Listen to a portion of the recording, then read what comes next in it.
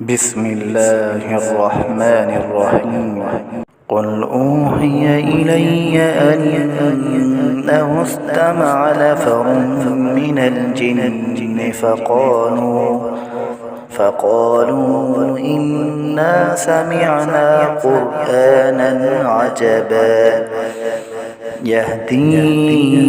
إلى الرشد فآمنا به ولن نشرك بربنا أحدا وأنه تعالى جد ربنا ما اتخذ صاحبة ولا ولدا وأنه كان يقول سفيهنا على الله شططا وأنا ظننا أن لن تقول الإنس والجن على الله كذبا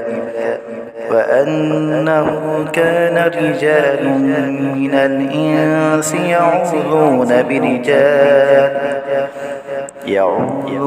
برجال من الجن فزادوهم رهقا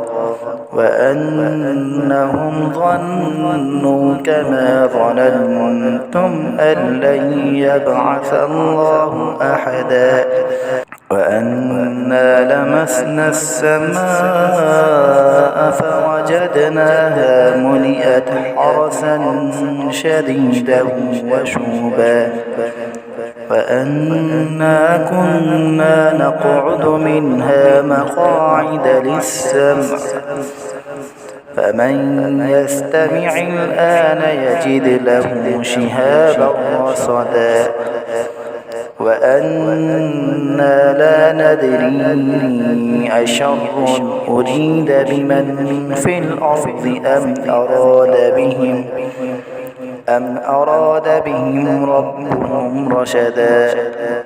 وأنا منا الصالحون ومنا دون ذلك كنا طرائق قددا وأنا ظننا أن لن نعجز الله في الأرض ولن نعجزه هربا وأنا لما سمعنا الهدى آمنا به فمن يؤمن بربه فلا يخاف بخسا ولا رهقا وأنا منا المسلمون ومنا القاسطون